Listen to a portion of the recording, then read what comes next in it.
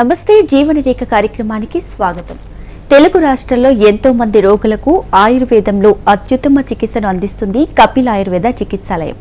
ఆయుర్వేద హాస్పిటల్లో కపిల్ ఆయుర్వేద మాత్రమే 50కు పైగా పడకలతో గత 5 సంవత్సరాలుగా ఇంపేషెంట్స్ కు అంకిత భావంతో సేవ చేస్తూ సుమారు 7,000కు పైగా అన్ని రకాల వ్యాధులకు సాంప్రదాయ కేరళ పంచకర్మ చికిత్స అందిస్తూ అందరి మన్ననలు పొందుతుంది. సాంప్రదాయ ఆయుర్వేదిక పద్ధతుల్లో అనుభవజ్ఞులైన డాక్టర్ల పర్యవేక్షణలో రోగి వ్యాధులను తెలుసుకుని వాటిని శాశ్వతంగా నివారించేందుకు కృషి చేస్తుంది కపిల్ ఆయుర్వేద చికిత్సాలయం.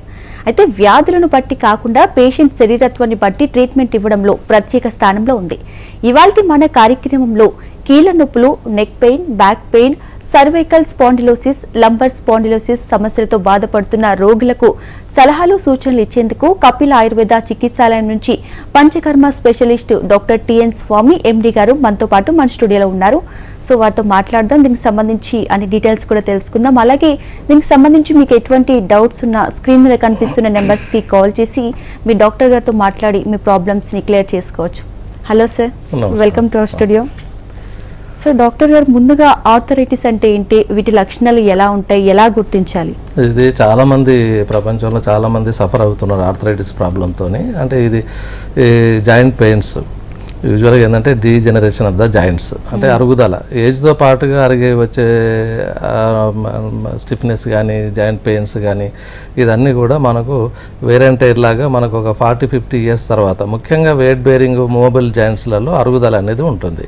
ఈ అరుగుదల అయినప్పుడు ఏంటంటే అక్కడ డీజనరేషన్, ఇన్ఫ్లమేషన్ రావడం మూలంగా ఈ నొప్పి మొదలవుతుంది. నొప్పి అంటే ఒక్కొక్కసారి ఏంటంటే మనకు నడిచేటప్పుడు కానీ, స్టెప్స్ ఎక్కేటప్పుడు కానీ, కూర్చొని లేచేటప్పుడు కానీ ఆ జాయింట్స్లలో ఇటు నొప్పి మొదలవుతుంది, స్వెల్లింగ్ కూడా వస్తుంది. సో దాని మూలంగా ఏంటంటే ఫస్ట్ మామూలుగా ఏదో మా ఎక్స్టర్నల్ అప్లికేషన్ ఏదో రాసుకుంటారు, ట్యాబ్లెట్ వేసుకుంటారు, తగ్గిపోయింది అనుకుంటారు. కానీ ఈ ఆర్థరైటిస్లలో కూడా చాలా రకాలుగా ఉన్నవి. సో అంటే దాదాపు 100కు పైన ఆర్థరైటిస్ ప్రాబ్లమ్స్ ఉన్నవి. కాకపోతే మనకు రొటీన్గా వచ్చేటివి మాత్రం ఒక 4-5 ఆర్థరైటిసే వస్తాయి. సో దానిలో ఏంటంటే పేషెంట్ మా దగ్గరకు వచ్చినప్పుడు మేము దాన్ని ఎగ్జామిన్ చేసేసి దాని హిస్టరీ అంతా తీసుకొని, ఎందుకంటే స్వెల్లింగ్ ఉన్నదనగానే మనం మామూలుగా లోకల్ ఎగ్జామ్ చేయాలి, ఎట్లా ఉంది ఆ స్వెల్లింగ్, ఏమైనా ఎయిర్ లాగా ఉందా, ఏమైనా ఫ్లూయిడ్ ఫామ్ అయిందా, ఏదైనా ఇంజురీస్ వల్ల ఏమన్నా వచ్చిందా, ఇవన్నీ హిస్టరీ తీసుకున్నప్పుడు మాకు తెలిసిపోతూ ఉంటుంది. సో ఇంజురీస్ వచ్చిన దానిలో అయితే ఒక రకమైన ట్రీట్మెంట్, మామూలుగా ఏజ్ ప్రకారంగా వచ్చినదైతే ఒక రకమైన ట్రీట్మెంట్, చిన్న చిన్న టెస్ట్లతోని మనం దేని ద్వారా వచ్చిందన్నది కూడా మనం తెలుసుకోవచ్చు. సో అలా మా దగ్గరికి పేషెంట్లు వచ్చినప్పుడు ఏంటంటే వాళ్ళకు మేము సరైన గైడెన్స్ ఇచ్చేసి ఆయుర్వేదిక్ పద్ధతిలో, దీని ఆయుర్వేదిక్లో ఏంటంటే సంధిగత వాతం అంటారు. సంధిగత వాతం అంటే జాయింట్స్లలో వచ్చే ఒక వాత విషయేషన్ అయిపోయి ఆ జాయింట్స్ని డిస్ట్రాయ్ చేసి మనకు నొప్పి అండ్ స్వెల్లింగ్ కలిగిస్తుంది. దాని మూలంగా ఏమవుతుంది, స్టిఫ్నెస్, పెయిన్, తర్వాత ఫ్లెక్షన్ ఎక్స్టెన్షన్ సరిగా కాకపోవడం, ఇవన్నీ రొటీన్గా మనకు ఈ సిమ్టమ్స్ అన్నీ బయటపడుతూ ఉంటాయి లక్షణాలు. సో అప్పుడు ఏంటంటే మామూలుగా ఇప్పుడు నీ జాయింట్లో పెయిన్ ఉందనుకోండి, వాళ్ళు సరిగా కూర్చోలేరు, నిలబడలేరు, నడవలేరు, తర్వాత స్టెప్స్ ఎక్కినప్పుడు మాకు ఇబ్బంది అవుతుందని మాకు కంప్లైంట్ చేస్తూ ఉంటారు. దానికి ఆయుర్వేదిక్లో మామూలుగా స్నేహస్వేదాలని చిన్న ట్రీట్మెంట్తో ఇనిషియల్ స్టేజ్లో వచ్చేది ఉంటే, చాలామంది ఏంటంటే ఏమవుతుందిలే అని చెప్పేసి ఏదో టాబ్లెట్స్ వేసుకుంటూ ఉంటారు, క్రానిక్ అయిపోతుంది. చాలా సంవత్సరాల తరబడి అయినది మనకు joint almost all first stage, second stage, third stage, fourth stage వరకు పోయేసి కూడా పూర్తి స్టిఫ్నెస్ అయిపోతుంది. సో దాన్ని కొంచెము ట్రీట్మెంట్ విషయంలో కొంచెం లేట్ జరిగినా కానీ ఆయుర్వేదిక్ ట్రీట్మెంట్ ద్వారా మంచి ఇంటర్నల్ కానీ ఎక్స్టర్నల్ కానీ, ఎక్స్టర్నల్ అంటే ఏంటి, మనకు ఆయిల్ అప్లికేషన్, ఫోమెంటేషన్ ఇచ్చేది ఉంటే లోకల్గా జాయింట్లలో మనకు ఏదైతే ఆ గుజ్జు అరుగుదల ఉంటుందో, యూజువల్గా ఎనీ జాయింట్స్ కూడా మామూలుగా మనకు ఏజ్ పెరిగిన కొద్దీ కొంచెం అరుగుదల అని అవుతుంది. ఆ జాయింట్లో ఉన్న ఫ్లూయిడ్ అదంతా తగ్గిపోయి ఫ్రిక్షన్ మూలంగా మనకి సౌండ్లు కూడా వస్తూ ఉంటాయి, పేషెంట్ నడుస్తూ ఉంటే ఒక క్రిపిటేషన్స్ అంటాం అది, తర్వాత నొప్పి వస్తూ ఉంటుంది, ఒక రకంగా స్వెల్లింగ్ అవుతూ ఉంటుంది. కొంతమందికి సిమ్టమ్స్ ఎక్కువ లేకున్నా కానీ మనకు ఆ ఏజ్ మూలంగా కొంత స్వెల్లింగ్ లేకున్నా కానీ మనకు ఆర్థరైటిస్ ప్రాబ్లం వాళ్ళకి ఆల్రెడీ మొదలయ్యి ఉంటుంది. ప్రకృతి అందులో వాత ప్రకృతి అనేది మాకు ఆయుర్వేదిక్లో చెప్పారు, వాత పిత్త కఫాలు. ఆ ప్రకృతి మూలంగా కొంతమందికి ఇది జెనెటిక్ కూడా కొన్ని వాళ్ళలో వస్తూ ఉంటుంది. సో అటువంటి వాళ్ళు ఏంటంటే కొంచెం తొందరగా ఇనిషియల్ స్టేజ్లో తీసుకున్నట్టయితే ఫర్దర్గా క్రానిక్లో ప్రాబ్లమ్స్ రాకుండా కాంప్లికేషన్స్ రాకుండా మనం ట్రీట్మెంట్ తీసుకున్నట్టయితే నయమైపోతుంది. సో ముఖ్యంగా ఇది వృత్తిరీత్యా రావచ్చు. తర్వాత ఎందుకంటే కొంతమంది బాగా వెయిట్స్ లిఫ్ట్ చేస్తూ ఉంటారు. సో అప్పుడు ఏంటంటే మోకాల మీద బాగా బరువు పడుతుంది, చీలమండల మీద యాంకిల్స్ మీద బాగా బరువు పడుతుంది. సో ఇవి బాగా ఎఫెక్ట్ అయ్యే అవకాశం ఉంటుంది.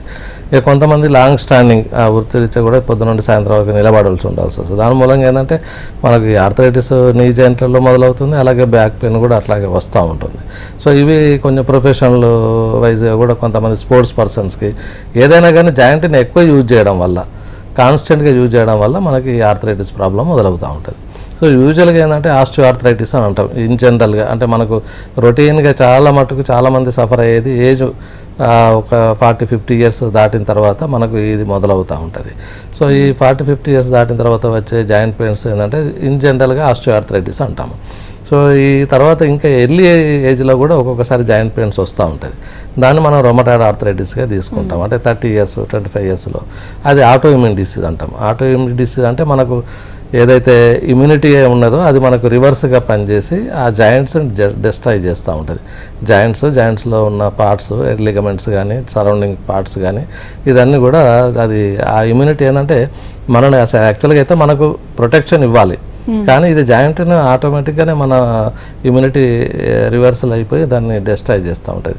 ఇది మనకు ఆర్ఏ ఫ్యాక్టర్ అని తర్వాత చిన్న చిన్న బ్లడ్ టెస్ట్లతో కానీ అది తెలిసిపోతూ ఉంటుంది. సో అది రొమటాయిడ్. అలాగే గౌటీ ఆర్థరైటిస్ అనేది కూడా ఒకటి ఉంటుంది. సో గౌటీ ఆర్థరైటిస్లో ఏమవుతుంది అంటే మనకు యూరిక్ యాసిడ్ లెవెల్ పెరుగుతుంది, అది రక్త పరీక్ష చేయిస్తే సరిపోతుంది. అయితే మా దగ్గరకు వచ్చినప్పుడు మేము అది హిస్టరీ తీసుకోవడం మూలంగా అసలు పెయిన్ అనేది ఎక్కడ స్టార్ట్ అయింది, ఎలా స్ప్రెడ్ అయింది, ఏ జాయింట్ లెవెల్లో స్ప్రెడ్ అయింది, దాని మూలంగా మనం వెదర్ ఇట్ ఈస్ గౌటీ ఆర్థరైటిసా, రొమటాయిడ్ ఆర్థరైటిసా, లేకపోతే ఆస్టియో ఆర్థరైటిస్ అనేది మేము చిన్న పరీక్షలు వాళ్ళకి ఏంటంటే మామూలుగా ఎక్స్రే తీసుకునే వస్తారు మా దగ్గరికి. ఇక ఫర్దర్గా ఇంకేమైనా టెస్టులు అనేవి ఉంటే మనకు స్కానింగ్ అనేది లోకల్గా చేసి మనం డయాగ్నోసిస్ చేసుకోవచ్చు. అంటే అరుగుదల అనేది ఎంత సివియర్గా ఉన్నది, ఏ స్టేజ్లో ఉన్నది, ఇదన్నీ కూడా మనకు ఈ రక్త పరీక్ష చేయడం మూలంగా అంటే మనకు రొమటాయిడ్ ఆర్థరైటిస్. ఎందుకంటే ట్రీట్మెంట్ విషయంలో కొంచెం డిఫర్ అవుతుంది, ఎందుకంటే అన్నిటికీ ఒకే రకమైన ట్రీట్మెంట్ ఉండదు. ఆస్టియో ఆర్థరైటిస్ అయితే ఒక రకమైన ట్రీట్మెంట్. ఇప్పుడు సపోజ్ ఆర్థరైటిస్తో వచ్చాడు, చాలా మోకాలు నొప్పులో ఉన్నవి, దానికి మేము మామూలుగా స్నేహస్వేదాలు చేస్తాము. తర్వాత జానువస్తి అనేది ఒక స్పెషల్ ప్రొసీజర్ ఉంటుంది, అది చేస్తాము. తర్వాత మామూలుగా ఇంటర్నల్గా క్లీనింగ్ పర్పస్లో మేము వస్తికర్మ అనేది ఒకటి మెడికేటెడ్ ఎన్మా ఇస్తాము. దాని మూలంగా ఏంటంటే వాత దోషం అంతా కూడా మనకి ఎలిమినేట్ అయిపోతుంది, పాత టాక్సిన్స్ అన్నీ కూడా ఎలిమినేట్ అయిపోతుంది. సో ఇనిషియల్ స్టేజ్లో తర్వాత కొద్దిగా జెనెటిక్ ఉన్న వాళ్ళల్లో కొంతమంది ఒబేస్ ఆల్మోస్ట్ వాళ్ళు 20 ఇయర్స్ నుండే వాళ్ళు వెయిట్ ఎక్కువ ఉంటారు కొంతమంది. సో వాళ్ళకు తొందరగా వచ్చే అవకాశం ఉంటుంది. కాబట్టి వాళ్ళు ఏంటంటే ప్రికాషన్గా డాక్టర్ని కన్సల్ట్ కావాలి.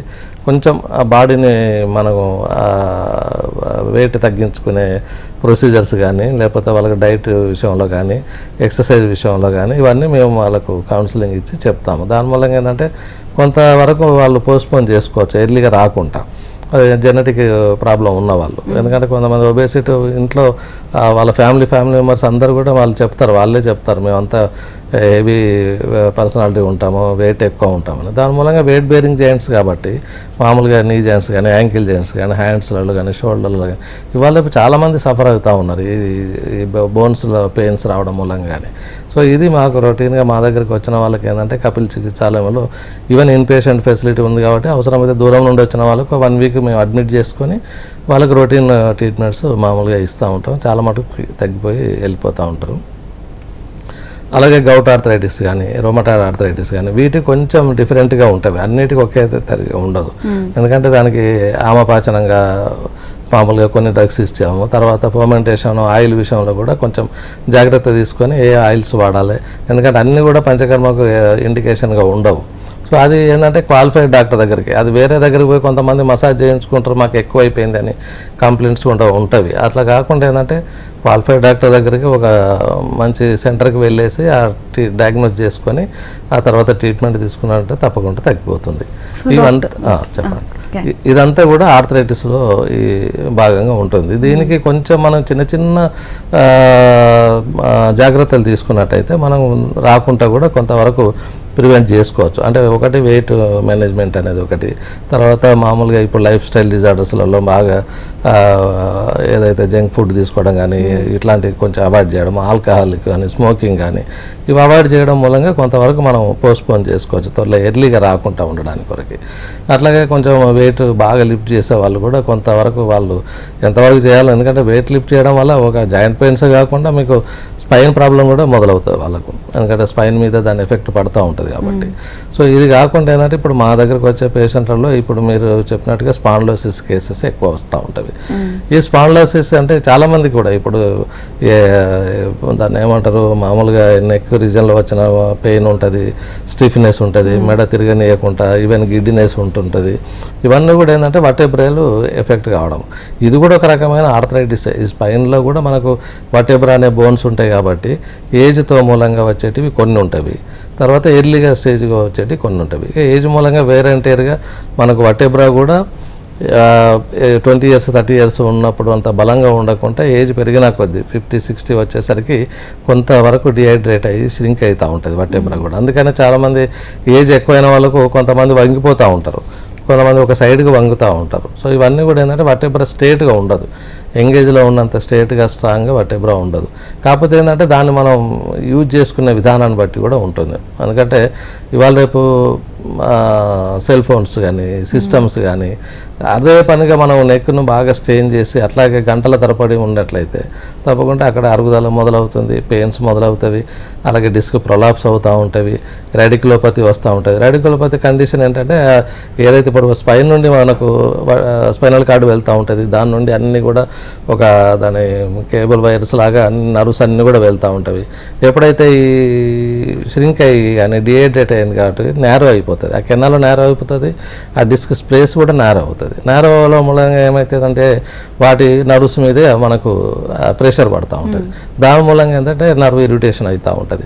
అట్లాంటప్పుడు ఇక మనకు కాళ్ళ చేతులు తిమ్మిలు రావడము, తర్వాత ఈవెన్ ఈ షోల్డర్ బ్లేడ్స్ మధ్యలో కూడా షోల్డర్ రీజన్లో కూడా సివియర్గా పెయిన్ రావడం, ఒక్కొక్కసారి వాళ్ళు ఈవెన్ లిఫ్ట్ ఒక రైటింగ్ కూడా కష్టంగా ఉంటుంది, అంత సివియర్గా కంప్రెషన్ అవుతూ ఉంటుంది. నర్వ్ కంప్రెషన్ కావడం మూలంగా ఇవన్నీ సమస్యలు ఉత్పన్నమవుతాయి. దానికి ప్రికాషన్ ఏంటంటే వాళ్ళు ఈ సెల్ ఫోన్లే కానివ్వండి, ఒక్కొక్కరు బండి మీద పోతూ కూడా చాలామంది ఒక సైడ్కు వంగేసి పెట్టుకొని మాట్లాడుతూ పోతూ ఉంటారు, దాన్ని చాలా ఎఫెక్ట్ పడుతూ ఉంటుంది. అప్పుడు తెలియదు, తర్వాత దాని ఎఫెక్ట్ అనేది తెలుస్తూ ఉంటుంది. ఈ చిన్న చిన్న జాగ్రత్తలు తీసుకున్నట్లయితే మనకు కొంత సిస్టమ్ యూజ్ చేసే వాళ్ళు కూడా ఒక 1-2 hours ఒకసారి పొజిషన్ మార్చు, మెయిన్గా పోస్చర్ కూడా ఒక్కోసారి ఇష్టం ఉన్నట్టుగా మనకు బెడ్ మీద పడుకొని కూడా చూస్తూ ఉంటారు.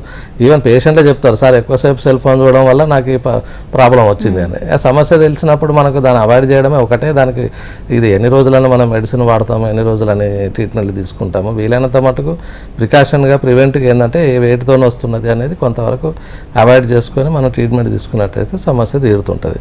ఈ సర్వైకల్ స్పాండిలోసిస్లో కూడా సిమ్టమ్స్ బాగా సివియర్గా ఏంటంటే డ్రాగింగ్ పెయిన్ ఆఫ్ హ్యాండ్ అనేది, తర్వాత చేతులు తిమ్మిళ్ళు వస్తున్నాయి అనేది, స్టిఫ్నెస్ అనేది, తర్వాత మూమెంట్ కూడా సరిగా ఉండదు. సో ఇవన్నీ సమస్యలతో వాళ్ళు వస్తారు. మామూలుగా ఎక్స్రే తీసుకున్నట్లయితే మనకు సర్వైకల్ స్పాండిలోసిస్ అని వాళ్ళు మామూలుగా నేరో అయిపోయినవి, డిస్క్లని వర్టెబ్రా అంతా నేరో అయిపోయింది, దాని మీద ప్రెషర్ పడుతున్నది. ఇంకా కూడా పోతే ఇంకా మైన్యూట్గా తెలియాలంటే మనకు సిటీ స్కాన్ కానీ ఎంఆర్ఐ కానీ, దాని మూలంగా దాదాపు వచ్చే ఎంఆర్ఐ రిపోర్ట్స్ అన్నీ కూడా ఈ నారింగ్ ఆఫ్ ద డిస్క్ ప్లస్ అని, డిస్క్ ప్రొలాప్స్ అని, ఇవన్నీ ఇదే సమస్యలు. ముఖ్యంగా మనకు సర్వైకల్ అంటే C7 C8 ఆ ఏరియాలో అవుతుంది. లంబార్ స్పాండిలోసిస్ అంటే మనకు L4 L5లో ఎక్కువ ఈ డిస్క్ ప్రొలాప్స్లు ఉంటున్నవి. దీనికి ఏంటంటే బాగా సివియర్గా ఉన్నప్పుడు అంటే అట్మోస్ట్ సర్జికల్గా వెళ్తారు. సో సర్జరీ చేయడం మూలంగా ఏంటంటే పర్మనెంట్ సొల్యూషన్ ఏం కాదు, ఒక్కొక్కసారి సర్జరీ తర్వాత కూడా మళ్ళీ సమస్య ఉత్పన్నం కావచ్చు వాళ్ళు సరిగా అయిన జాగ్రత్తలు తీసుకోకపోతే. సో దీనికి ఆయుర్వేదిక్లో ఏంటంటే మాకు మంజాస్తమం అని, తర్వాత గ్రీవస్తమం అని మెడలు నొప్పిలో ఉన్నప్పుడు అంతా లంబార్ స్పాండిలోసిస్కి ఏంటంటే కటిశూల కటిగ్రహ అని చెప్తూ ఉంటాము. సో ఇది ఏంటంటే ప్రికాషన్గా వాళ్ళు చేసే పనులు కానీ ఒత్తిళ్ళు కానీ ట్రావెలింగ్లో కానీ చాలామంది బైక్ రైడింగ్ 100 kilometers రోజు పోయి రావడం, వీటన్ని మూలంగా ఏంటంటే ఆ జంపింగ్ వాటిలలో ఈ స్పైన్లో ఉన్న వర్టెబ్రా కూడా కొంచెం మనకు ష్రింక్ అవుతూ ఉంటుంది, నేరో అవుతూ ఉంటుంది. దాని మూలంగా నర్వ్స్ మీద ఒత్తిడి పడడం, నొప్పి రావడం మొదలవుతుంది. 90% మాకు వచ్చే పేషెంట్స్ కూడా దాదాపు ఇవే కంప్లైంట్స్తో వస్తూ ఉంటారు. సో దీనికి ఏంటంటే మేము రాగానే మనం డయాగ్నోస్ చేసుకొని ఆ ఇన్వెస్టిగేషన్స్ అన్ని చూసి వాళ్ళకు ఆయుర్వేదిక్లో ద బెస్ట్ ట్రీట్మెంట్ ఏముంటుంది, ఎట్లా వాళ్ళు ఈవెన్ ఇంటర్నల్గా కానీ ఎక్స్టర్నల్ అప్లికేషన్స్ కానీ. సో ఎక్స్టర్నల్గా తీసుకోవాల్సి వచ్చినప్పుడు ఏంటంటే మేము ఈ సర్వైకల్ స్పాండోసిస్ కానీ, లంబార్ స్పాండోసిస్ కానీ, గ్రీవవస్థి కానీ, కటివస్థి అని ఒక ప్రొసీజర్ ఉంటుంది. ఆ ప్రొసీజర్ ద్వారా ఏంటంటే మనకు ఏవైతే డిహైడ్రేట్ అయినాయో, ఏవైతే ష్రింక్ అయినాయో ఆ వర్టెబ్రా కొంత మనకు యాక్టివేట్ అవుతుంది. అక్కడ అది కొంచెం స్ట్రెంథెన్ అవుతుంది. ఆ లోకల్గా ఉన్న మజిల్స్ కానివ్వండి, లిగమెంట్స్ కానివ్వండి, ఇవన్నీ కూడా కొంచెం స్ట్రెంథెన్ అవుతుంది. సర్క్యులేషన్ పెరుగుతుంది కాబట్టి ఆటోమేటిక్గా రిలాక్సేషన్ అనేది వస్తుంది. సో పేషెంట్ ఈజీ మూమెంట్స్ వస్తూ ఉంటాయి, పెయిన్ కూడా సబ్సైడ్ అవుతుంది. సో ఇది ఒక ప్రొసీజర్. అది అలాగే లంబార్ రేంజ్లో వచ్చినప్పుడు కటివస్థి అని ఒక ప్రొసీజర్ చేస్తాం. ఆ ప్రొసీజర్ వల్ల ఏంటంటే ఆ లోకల్గా ఏదైతే L4 L5లో ఏదైతే డిస్క్ ప్రొలాప్స్ అయిందో అది కాస్త కొంచెం ష్రింకన్ అయిపోతే అది లోపలికి వెళ్ళిపోతుంది. దాని మూలంగా ఏంటంటే మనకు నరువు మీద ప్రెషర్ అనేది తగ్గుతుంది. సో అది పోగా ఏంటంటే దానికి ఇది చేసిన తర్వాత మేము మామూలుగా మెడికేటెడ్ బౌల్స్, మెడికేటెడ్ లీవ్స్తో కానీ, మెడికేటెడ్ పౌడర్స్తో కానీ, తర్వాత ఆయిల్ అప్లికేషన్ చేసుకుంటూ మేము ఫర్మెంటేషన్ ఇస్తాం. దాన్ని స్వేదకర్మ అంటాం. సో దానికి కాకుండా కూడా ఇంకా చాలా ప్రొసీజర్స్ ఉన్నాయి. పేషెంట్ వచ్చినప్పుడు వాళ్ళ సివియారిటీని బట్టి ట్రీట్మెంట్ అనేది చేంజ్ చేసుకుంటూ ఉంటాం. ఇది ఎక్స్టర్నల్ వరకు. అంటే మనకు పంచకర్మలలో మనకు వమనం, విరేచనం, వస్తి, నస్యం ఎట్లయితే చెప్పారో ఇది వాతదోషంతో ప్రధానంగా వచ్చింటుంది కాబట్టి దీనికి వస్తికర్మ అనేది ద బెస్ట్ ట్రీట్మెంట్. సో దీనిలో కూడా రకరకాల మాత్రావస్థ అని, కషాయవస్థ అని, స్నేహవస్థ అని రకరకాలు ఉంటాయి. అది ఎన్ని రోజులు చేయించుకోవాలి, ఎవరికి చేయించుకోవాలి, ఎంతవరకు చేయించుకోవాలి అనేది మేము వచ్చినప్పుడు పేషెంట్ను వాళ్ళ కౌన్సిలింగ్ చేసేసి వీలైతే ఇన్ పేషెంట్గా ఫెసిలిటీ అడ్మిట్ చేసుకుంటాము. లేదు అని అనుకుంటే ఈవెన్ ఓపీ బేస్లో కూడా వాళ్ళని రెగ్యులర్గా 7 days కానీ, 14 days కానీ, ఈ మనకు 21 days కానీ ఇలాంటివి మేము వాళ్ళకు షెడ్యూల్ ఇచ్చేస్తాము. సో దాని ప్రకారంగా వాళ్ళు 7 daysకి ఏ ట్రీట్మెంట్ చేసుకోవాలో, తర్వాత ఏం ట్రీట్మెంట్ చేసుకోవాలో, తర్వాత మొత్తం బాడీ ఒక రకంగా ఏంటంటే మొత్తం క్లీనింగ్, అంత టాక్సిన్స్ అన్నీ బయటకు వెళ్ళిపోతాయి. తర్వాత జాయింట్స్ అన్నీ కూడా మనకు ఫ్లెక్సిబుల్ అవుతుంది, లోకల్ సర్క్యులేషన్ స్ట్రెంథన్ అయిపోతుంది.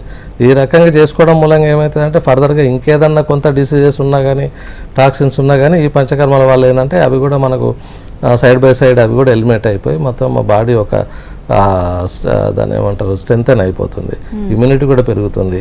సో ఇవన్నీ మేము వాళ్ళకు కౌన్సిలింగ్ ఇచ్చేస్తాము.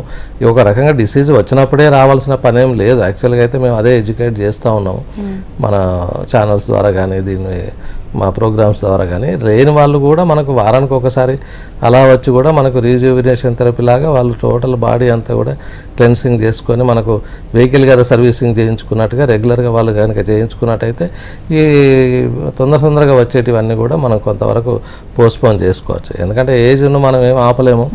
ఏజ్ మూలంగా వచ్చేటివి కొంతవరకు కొన్ని జబ్బులు ఉంటవి, కాకపోతే సివియర్గా ఉండవు. ఎందుకంటే ఒక్కొక్కసారి వర్సన్ అయిపోతుంది పెయిన్. అసలు వాళ్ళు ఏ పనులు చేసుకోకుండా ఏజ్డ్ వాళ్ళు 60 years 70 years వచ్చిన వాళ్ళు ఎటు నడవలేని పరిస్థితులలో, కూర్చొని పరిస్థితులలో ఉంటారు. ఇది మధ్యలో మనకు ఈ ట్రీట్మెంట్స్ కనుక ఇది ఎందుకంటే ఆయుర్వేదిక్లో ఎప్పుడో చెప్పారు చాలా కాలం క్రితమే మనం ఏ దినచర్య అని, ఋతుచర్య అని, ఏ టైంలో ఏం తీసుకోవాలనేది. ఎందుకంటే జీవన శైలి ఇప్పుడు ఇది అంటే జీవన శైలి ఉన్నది కాబట్టి కంప్లీట్గా మనం ఫాలో అవుతూ ఉండాలి. లైఫ్ స్టైల్ డిజార్డర్స్ పొద్దున్న లేస్తే మనం ఉరుకులు పరుగుల జీవితం ఉన్నది కాబట్టి వీళ్ళని చిన్న జాగ్రత్తలు తీసుకుంటే అంత ఇబ్బంది పడకుండా ఉంటారు. సో బేసిక్గా మరి ఈ ఆర్థరైటిస్ అలాగే స్పాండిలోసిస్ ఈ పేషెంట్స్ ఎలాంటి ఫుడ్స్కి దూరంగా ఉండాలంటారు, ఎలాంటి వ్యాయామాలు చేయాలంటారు? ఇది రెగ్యులర్గా మేము వచ్చినప్పుడు కౌన్సిలింగ్ ఇస్తూ ఉంటాం. అంటే ఒక రకంగా వాళ్ళకు ఏదైనా బీపీ, షుగరు వాటితో వచ్చేది ఉంటే వాటిని మేము అదే డైట్ ఫాలో కంటాం. అంటే స్వీట్స్ తీసుకోపోవడం కానీ, తర్వాత కొంచెం సాల్ట్ తగ్గించుకోవడం అని, కారం తగ్గించుకోవడం అని. బీపీ, షుగర్ ఉన్న వాళ్ళకు అదొక రకమైన షెడ్యూల్ ఇస్తాము. కొంతమంది ఏంటంటే ఒబేసిటీ కొంచెం వెయిట్ ఎక్కువ ఉన్న వాళ్ళు వస్తారు. సో దానికి ఏంటంటే మీరు ఎక్కువ ఫైబర్ ఫుడ్ యూజువల్గా అయితే మేము చెప్పేది అందరికీ కూడా నాన్ వెజిటేరియన్ వీలైనంత మటుకు తగ్గించుకోండి అని చెప్పేది. ఎక్కువగా వెజిటేరియన్ ఫుడ్, దట్టు బయట ఫుడ్ అవాయిడ్ చేయమని చెప్పేది. దానివల్ల కూడా కొన్ని సమస్యలు వస్తూ ఉన్నవి ఈ జంక్ ఫుడ్తోని. అందుకని ఇది యూజువల్గా ఏంటంటే మేము ఫైబర్ ఫుడ్ ఎక్కువ తీసుకోవడం, వాటర్ ఎక్కువ, ఎందుకంటే ఓల్డ్ ఏజ్లో ఏంటంటే డిహైడ్రేషన్ ప్రాబ్లం ఉంటుంది కాబట్టి వాటర్ ఎక్కువ కన్జ్యూమ్ చేయమని చెప్తాము. అట్లాగే మిగతా చిన్న రెగ్యులర్ వాకింగ్ ఎంత వీలైతే అంత ఒక 40-45 minutes రెగ్యులర్ వాకింగ్ ఒకటి చేసుకోమని చెప్తాము. సో ఈ యోగా కానీ మెడిటేషన్ కానీ ఈ స్ట్రెస్ మూలంగా ఇంకేమైనా సమస్యలు వచ్చేది ఉంటే వాటిని కూడా మనం కంట్రోల్ చేసుకోమని చెప్తూ ఉంటాం మేము. అది ఆ పేషెంట్ వచ్చినప్పుడు వాళ్ళ తత్వాన్ని బట్టి డైట్ షెడ్యూల్ ఇవ్వడం కానీ ఆ డైట్ ఫాలో కావాలని అది చెప్తుంటాం. ఎందుకంటే కాలర్ కూడా ఉన్నారు, కాలర్తో మాట్లాడదాం. షబానా ఏలూరు నుంచి. నమస్తే అండి. నమస్తే అండి. సో మీ ప్రాబ్లం ఏంటో డాక్టర్ గారితో చెప్పండి. చెప్పండి అమ్మా. ఏం కాదండి, నాకు జాయింట్ పెయిన్స్ తిమ్మిళ్ళు, షుగర్ ఒకటి ఉంది నాకు. ఓకే, ఎంత ఏజ్ అమ్మా? వయసు ఎంత? 39 అండి. అప్పుడు షుగర్ వచ్చేసిందా? మందులు వాడుతున్నారా? మందులు అంటే కంట్రోల్లోనే ఉన్నాను. ఎక్కడ మోకాళ్ళలో నొప్పులు ఉన్నాయా? ఎక్కువ నడుము నొప్పి ఉందా? అది టక్ టక్ సౌండ్ కూడా వస్తుందండి అప్పుడప్పుడు. ఓకే, జాయింట్లు. బరువు ఎక్కువ ఉన్నారా మీరు? మామూలు బరువే ఉంటారా? మామూలు. వెయిట్ కూడా తగ్గిపోయానండి ఈ మధ్యలో. ఓకే, థైరాయిడ్ ప్రాబ్లం ఏమైనా ఉందా? లేదండి, ఏం లేదు. సో వీళ్ళకి మామూలుగా ఎర్లీ ఏజ్లోనే మన జెనెటిక్ ప్రాబ్లం ఏమైనా ఉంటుంది. ఎర్లీ ఏజ్లోనే వీళ్ళకి ఆర్థరైటిస్ ప్రాబ్లం మొదలైంది. అట్లాగే డయాబెటీస్ ఉన్నది కాబట్టి ఇంకొంచెం జాగ్రత్తగా ఉండాలి. ఎందుకంటే డయాబెటీస్ ఆల్మోస్ట్ ఆల్ బాడీలో ఉన్న అన్ని ఆర్గాన్స్ను కూడా ఎఫెక్ట్ చేస్తూ ఉంటుంది. అది కంట్రోల్లో ఉంచుకుంటూ డైట్ విషయంలో కానీ, తర్వాత డాక్టర్ కూడా ఒకసారి చూపించుకున్నట్టయితే ఏలూరులో అన్నారు కాబట్టి దూరం ఉంటుంది ఇక్కడికైతే. కాకపోతే మాకు ఇక్కడికి వచ్చినా కానీ మాకు ఇన్పేషెంట్ ఫెసిలిటీ ఉంది కాబట్టి ట్రీట్మెంట్ చేయగలుగుతాము. ముఖ్యంగా ఈ మామూలుగా ఎర్లీ స్టేజ్లో ఉన్నట్టయితే మాకు సింపుల్ ట్రీట్మెంట్స్ అని స్నేహస్వేదాలు, జానువాస్తి ఇలాంటివి చేసినట్లయితే దాదాపు ఈ ఆర్థరైటిస్ ప్రాబ్లం తక్కువ అవుతుంది. చాలా మటుకు ఏంటంటే కాల్షియం డెఫిషియన్సీ కూడా ఈ ఆర్థరైటిస్లో ఉంటుంటుంది. ఈ కాల్షియం కానీ మిగతా ఎలక్ట్రోలైట్స్ కానీ ఇవన్నీ కూడా జాగ్రత్తగా చూసుకుంటూ ఉండాలి. కాల్షియం సబ్స్టిట్యూట్గా మేము దాదాపు వాళ్ళకు డైట్ విషయంలో కానీ మెడిసిన్స్ విషయంలో కూడా చార్ట్ ఇస్తూ ఉంటాము. ఇవి కొంచెం జనరల్ ఎక్సర్సైజ్ కూడా ఉండాలి, మూమెంట్స్ కూడా ఉండాలి వాళ్ళకు ఈ ఆర్థరైటిస్ లోపల. సో దాదాపు అవి ట్రీట్మెంట్ తీసుకున్నట్టయితే తగ్గిపోతుంది వాళ్ళకి. సో మరి వీటికి కపిల్ చికిత్సాలయంలో ఎలాంటి ట్రీట్మెంట్ అందుబాటులో ఉంది? ఇది మేము దాదాపు ఇది ఒక రకంగా కపిల్ గ్రూప్ వాళ్ళది ఏంటంటే మొదటి నుండి కూడా కొంత స్టాండర్డ్ మెయింటైన్ చేస్తూ ఉన్నాము. తర్వాత మెయిన్గా వచ్చేసి ఏంటంటే ఇన్పేషెంట్ ఫెసిలిటీ ఒకటి ఉంది. తర్వాత టెక్నీషియన్స్ కూడా దాదాపు మేము అందరూ ఈ థెరపిస్టులు ఎవరైతే ఉన్నారో ట్రైన్డ్ వాళ్ళు, దట్టు కేరళ వాళ్ళని మేము చూసుకుంటూ ఉన్నాం.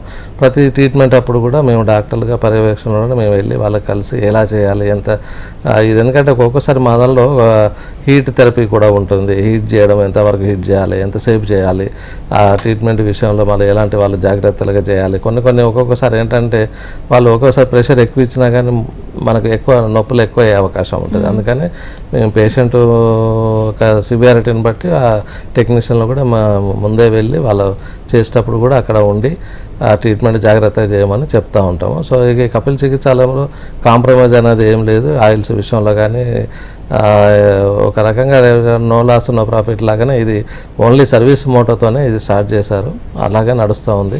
చాలా మటుకు మాకు ఇన్ పేషెంట్లు కూడా మాకు అడ్మిట్ అయ్యి మంచి క్యూర్ అయ్యి వెళ్ళిన. కంటిన్యూ చేద్దాం. నెక్స్ట్ కాలర్ కూడా ఉన్నారు, వరదరాజు హైదరాబాద్ నుంచి. నమస్తే అండి. నమస్కారం అండి. చెప్పండి డాక్టర్ గారు. నమస్కారం అండి. నమస్కారం, చెప్పండి. నా ఏజ్ 50 years అండి. నాకు డయాబెటీస్ కూడా ఉంది. ఓకే. నేను మెట్లు దిగుతుంటే మోకాలు నొప్పులు వేస్తా ఉందండి. ఎక్కిన దానికంటే దిగేటప్పుడు బాగా ప్రాబ్లమ్ గా ఉంది. ఓకే, దిగలేకపోతాను. ఓకే. సో ఇది స్వెల్లింగ్ ఉందా జాయింట్లలో? స్వెల్లింగ్ ఏం లేదండి. రెండు జాయింట్స్ అలాగే ఉన్నాయా? ఎక్కువ రైట్ ఎక్కువ ఉంటుందండి, లెఫ్ట్ కొద్దిగా తక్కువ ఉంటుంది. బరువు మామూలుగా ఉన్నారా? బరువు ఏమైనా ఎక్కువ ఉన్నారా మీరు? బరువు నేను 60 ఉంటానండి. 60. ఓకే. సో ఇది మామూలుగా ఎక్కడ ఉంటారండి? హైదరాబాద్లో ఉంటానండి. హైదరాబాద్లో ఎక్కడ ఉంటారు? కూకట్పల్లి. అది మాకు కూకట్పల్లిలో కూడా బ్రాంచ్ ఉంది. సో మీరు వీలైతే అక్కడ వెళ్ళి కన్సల్ట్ అయి తీసుకున్నట్టయితే ఇంకా కొంచెం తొందరగా అవుతుంది. దీనిలో ఒక్కొక్కసారి ఏంటంటే స్టెప్స్ ఎక్కినప్పుడు ఆయన ఈజీగానే ఎక్కుతున్నారు ఉంటారు, దిగేటప్పుడే కొంచెం ప్రాబ్లం అవుతుంది. అంటే ఏంటంటే దాన్ని అక్కడ పట్టేసినట్టుగా ఉండాలి కదా, దిగేటప్పుడు కొంచెం జాగ్రత్త దిగుతామని చెప్పేసి జాయింట్ మీద ఎక్కువ ప్రెషర్ పడుతూ ఉంటుంది. సో లిగమెంట్స్ కానీ టెండాన్స్ కానీ వాటి మీద ఎక్కువ ఇది అవుతుంటుంది. సో దానికి జానువస్తి ఉన్న తర్వాత ఈ ఆయిల్ అప్లికేషన్ అండ్ పత్రపోటలైన ఒక ఫర్మెంటేషన్ ట్రీట్మెంట్ తీసుకున్నట్టయితే తగ్గిపోతుంది. అలాగే కొంచెం డయాబెటీస్ కాబట్టి ఇట్లాంటివి తొందరగా వస్తూ ఉంటాయి డయాబెటీస్ వాళ్ళకి. ఆ డయాబెటీస్ని కూడా కొంచెం కంట్రోల్లో ఉంచుకోవాలి. దానికి కూడా ఆయుర్వేదిక్ ట్రీట్మెంట్స్ కూడా ఉన్నవి. దాన్ని కూడా వాళ్ళు డాక్టర్ని ఒకసారి కన్సల్ట్ అయితే లోకలే అంటున్నారు కాబట్టి మాకు అక్కడ డైలీ ఓపీ బేస్లో ట్రీట్మెంట్ తీసుకుంటే తగ్గిపోతుంది. సో వరదరాజులు గారు విన్నారు కదా, డాక్టర్ గారు చెప్పారు. సో కుకట్పల్లిలో కూడా అందుబాటులో ఉంది. సో మీరు వెళ్ళి కన్సల్ట్ అవి మీ ప్రాబ్లమ్ని అయితే సాల్వ్ చేసుకోగలరు. సో మరి ఇప్పుడు డయాబెటీస్ అని చెప్పారు మన వ్యూయర్స్. సో మరి దాన్ని ఏమైనా ఎఫెక్ట్ అయ్యే ఛాన్సెస్ ఉంటుందా ఫ్యూచర్లో ఉంటుంది. డయాబెటీస్లో ఏమవుతుంది అంటే మామూలుగా మనకి ఇమ్యూనిటీ అనేది తగ్గుతూ ఉంటుంది. సో దాని మూలంగా ఏంటంటే ఒక్కొక్కటి జాయింట్స్లలో కానీ మిగతా ఆర్గాన్స్ ఆల్మోస్ట్ ఆల్ హార్ట్ని కానీ ఐస్ని కానీ కిడ్నీస్ని కానీ అన్ని వాటిని కూడా ఎఫెక్ట్ చేస్తూ ఉంటాయి ఈ డయాబెటీస్. సో వీలైనంత మటుకు అది కంట్రోల్లో ఉంచుకోవాలి. డయాబెటీస్ డైట్ ఒకటి తీసుకుంటూ ఉండాలి. ఈ చిన్న వాటికి ఏంటంటే ఇప్పుడు ఇట్లాంటి జాయింట్ పెయిన్స్ అవి రాకుండా ఉండాలంటే వాళ్ళు రీజ్యూమినేషన్ థెరపీగా కూడా వాళ్ళు వచ్చి మా దగ్గర ట్రీట్మెంట్ తీసుకుంటూ ఉంటారు. కొంతమంది వాళ్ళు రాకుండా ప్రికాషన్ కూడా కొంతమంది అవేర్నెస్ వస్తూ ఉన్నది పబ్లిక్లో. ఎందుకంటే చాలామంది సఫర్ అవుతూ ఉన్నారు ఇప్పుడు. ఎందుకంటే వాళ్ళు ప్రొఫెషనల్ ఇచ్చే కానివ్వండి, లేకపోతే వాళ్ళు ఇంకా ఒబేసిటీ మూలంగా కానీ, వాళ్ళకు లైఫ్ స్టైల్ డిజార్డర్స్లో కానీ, స్ట్రెస్ మూలంగా కానీ, ఇవన్నీ కూడా ఒకదానికొకటి లింక్ అయి ఉన్నవి. ఇప్పుడు ఒక స్పాండోసిస్ కానీ, సర్వైకల్, లంబారు, ఆర్థరైటిస్ ఇవన్నీ కూడా మనకు. అందుకనే డాక్టర్ దగ్గరికి వచ్చినప్పుడు ఏంటంటే వాళ్ళు ఏవైతే మేము హిస్టరీ తీసుకున్నప్పుడు వాళ్ళకు సరి అయిన గైడెన్స్తోని ఈ ఫర్దర్గా ఏం ప్రాబ్లం రాకుండా మేము ట్రీట్మెంట్ చేస్తూ ఉంటాం. కపిల్లో ఉన్నది ఏంటంటే స్పెషాలిటీ ఇన్పేషెంట్ చాలా తక్కువ ఉంటాయి మనకు. ఇన్పేషెంట్తోని ఆయుర్వేదిక్ హాస్పిటల్స్ ప్రైవేట్లో చాలా తక్కువ ఉంటాయి. సో మా దగ్గర తక్కువ రేట్లో వాళ్ళకి ఇన్పేషెంట్ ఫెసిలిటీతోనే రెగ్యులర్గా నైట్ డ్యూటీ డాక్టర్స్తో పర్యవేక్షణ లోపల వాళ్ళకు రెగ్యులర్ ట్రీట్మెంట్స్ కేరళ టెక్నీషియన్స్తోనే మేము ట్రీట్మెంట్ చేస్తూ ఉంటాం కాబట్టి మాకు రిజల్ట్స్ కూడా మంచిగా ఉంటుంది. పేషెంట్స్ కూడా హ్యాపీగా ఉన్నారు. సో మరి ఇప్పుడు ఈ చెప్పిన ఇవి ఎవరైతే ఉన్నారో సో ఎలాంటి ట్రీట్మెంట్ చేసుకోవాలి? సో చెప్పినట్టు ఆయన ఏజ్ కూడా 50 పైనే ఉంది. సో వారికి ఎలాంటి ట్రీట్మెంట్? అంటే జనరల్గా ఏంటంటే ఇప్పుడు వాళ్ళకి ఆర్థరైటిస్ ప్రాబ్లం అన్నారు. అంటే జాయింట్స్లో అంటే నీ జాయింట్స్లోనే నొప్పి ఎక్కువ ఉంది. సో అటువంటిప్పుడు ఏంటంటే ఓన్లీ నీ జాయింట్స్లోనే మాకు ట్రీట్మెంట్ చేయడానికి జాన్వస్త్ అని ఒక స్పెషల్ ట్రీట్మెంట్ ఉంది. దానికి వాళ్ళు పోయినప్పుడు డాక్టర్ ఒక లోకల్ ఎగ్జామినేషన్ కూడా చేయాలి. ఎందుకంటే అది ఏజ్తో పాటుగానే వచ్చిందా, ఇంకేమైనా ఇతరత్ర డిసీజెస్ ఏమైనా ఉన్నాయి. ఎందుకంటే ఈ జాయింట్ పెయిన్స్ అనేది చాలా డిసీజులలో కూడా మనకు జాయింట్లలో పెయిన్ వస్తుంది. సో అవి ఎక్స్క్లూడ్ చేసుకొని మేము ట్రీట్మెంట్ చేయాల్సి ఉంటుంది.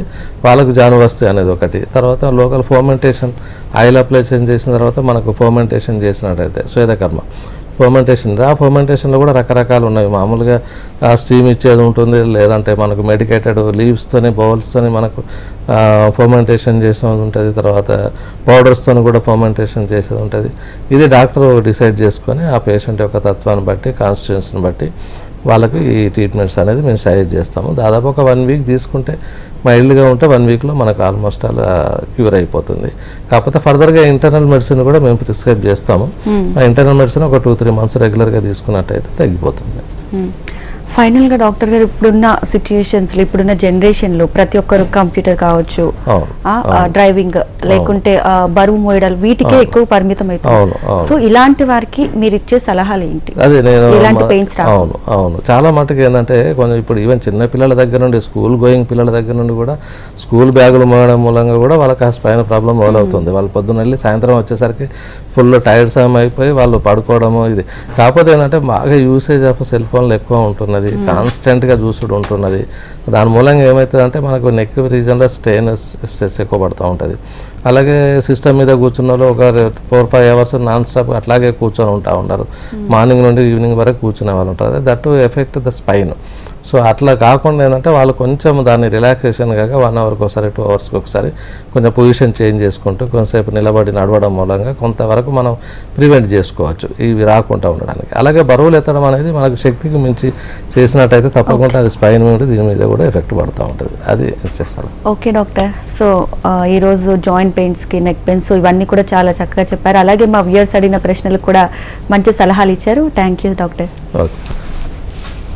ఇది వాళ్ళ జీవనరేఖ. నమస్తే.